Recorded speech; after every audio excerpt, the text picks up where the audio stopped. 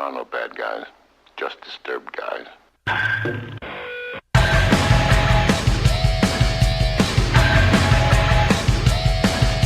National college baseball writer for CSTV, Eric Sorenson.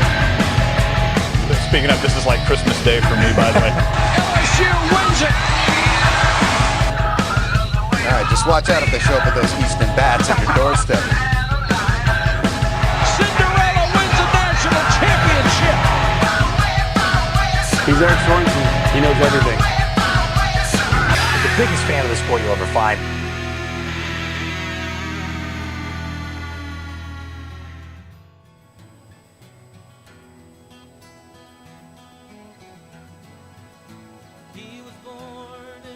Hey everybody, how you doing? Eric Sorenson here with the latest Baldcast, and I'm standing here in rather ugly Telluride, Colorado. As I've always said, the road to Omaha goes through Telluride. It's part of my road trip going from Los Angeles to Omaha for the College World Series. I decided to stop in Telluride because.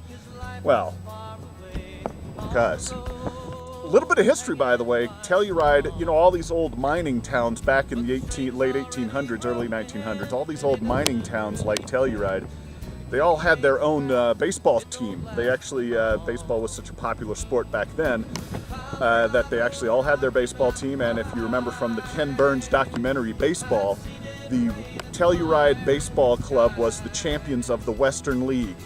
That must have been a hell of a league to be in, I guess. So I always thought that was kind of interesting. I'm actually going to go to the museum today in town and read up a little bit more on the history of baseball here in this ski town. By the way, one of the best ski towns I've ever been in. Telluride is one of the toughest places to ski. You really have to have your shit together. This is a tough mountain. A lot of easy stuff too, but and then for scenery, it's obviously one of the best in the country from what I hear. So. It's one of my favorite places to ski. I've actually done it twice before. So getting all that aside, we're down to our final 8 for Omaha now, obviously. There's only 3 national seeds that made it through all the upsets in the super regionals, which I think is kind of cool. And as I mentioned before the regionals were starting up, I didn't think home field advantage played that big of a part this year. Obviously, you saw a lot of teams go down on their home fields. It was pretty impressive to see teams like TCU going to Texas and Oklahoma going into Virginia. I kind of like how the College World Series is laid out. Most of the time, I kind of wish they would reseed the College World Series. This time, it's actually kind of worked out well to where you have 2 teams from the ACC, 2 teams from the Pac-10, and 2 teams from the SEC, and they're all in different brackets. So it kind of works out to where if they win out, they'll face each other in the championship series, and you don't have them facing each other before that. So I think that's kind of cool, actually. So I like the way it's laid out this year. It should be a great College World Series. A couple of things I wanted to bring up. You know, this time of year is actually the time of year that's toughest to watch at the same time. As a fan, you kind of, you see teams and their seasons come to an end. Another difference in covering college baseball and college football. Now, here's what I mean. Coaches seem to get a lot more emotional, they have a lot more meaning, a lot more value to coaching young men and being their mentors and seeing them off for the last time. You know, I saw Paul Maneri for LSU playing out at the Los Angeles Regional. They lost, they went 1-2. I saw him get pretty emotional in their last press conference, and Paul Maneri had Blake Dean and Leon Landry at the final press conference there in LA. And you could see that he was in pain for these guys not to reach a College World Series for the last time. Dave Serrano, same thing at Fullerton last week, losing out to UCLA. These guys were emotionally tied. They were actually getting emotional, welling up a little bit at their press conferences because they really cared about the players that are moving on. You know, these guys were really hurting for their teams, for their players.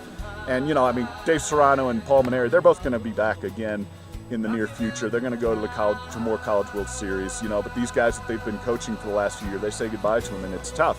And I think it's kind of one of the cool things of college baseball as opposed to college football is just get a lot more attached to their players. Well, another thing that kind of struck me this past week, 2 weeks or so, one of my things I always say is I'm not a journalist, and I'm not. I don't give a rat's ass about getting the big scoop or breaking a big story. I don't care about that. Hopefully, I have to put on my journalist hat once in a while when I write for other people like CBS or ESPN. And it's always kind of interesting. In fact, this week, the last 2 weeks actually, I got a lot of information from people, not a lot, but I got some information about a couple of teams where they were just so injury riddled, and a couple of teams from across the country, and the people were telling me, hey, this is off the record, but if we advance another week, or if we advance, I don't know what we're going to do, because we don't have many healthy players left, and I don't think we're going to be able to compete. It kind of changed my outlook a little bit about the teams I sort of cheered for. I don't cheer for teams, obviously, because as you guys know, I hate all teams on the same level.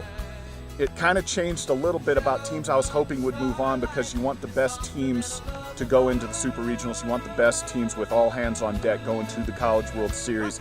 And it's really unfortunate. It seemed like this year the injury bug hit a lot more on teams across the NCAA tournament than it did in past years, and I think that's kind of too bad.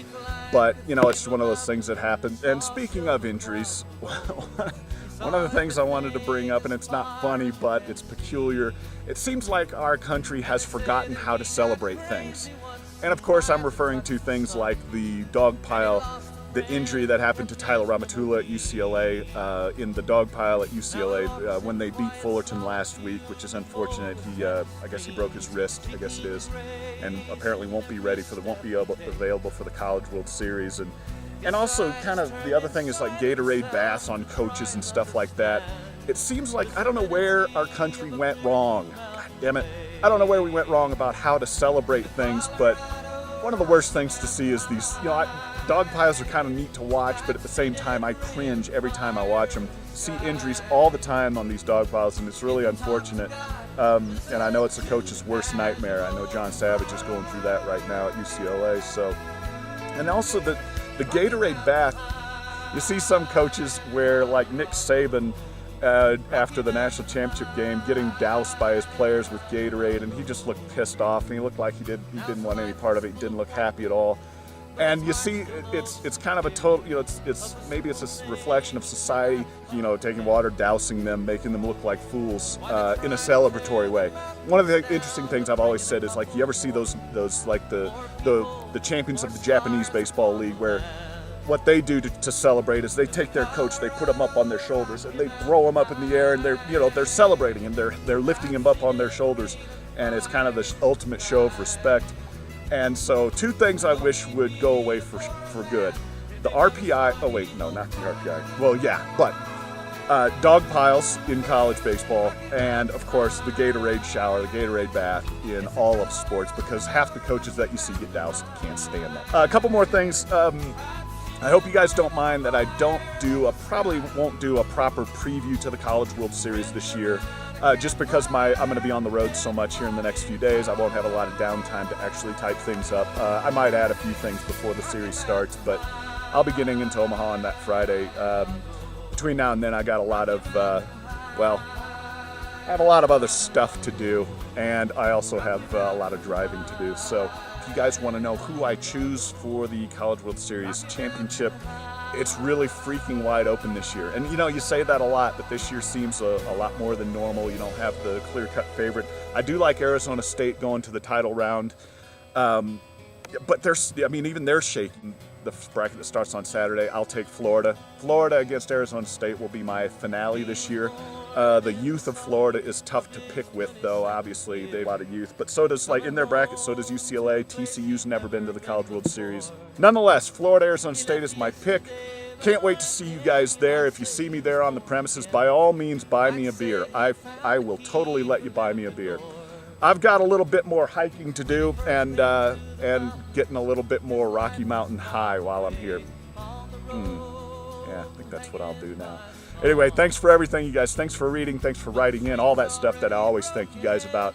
I really appreciate it. And keep reading. I'll see you guys soon. Later.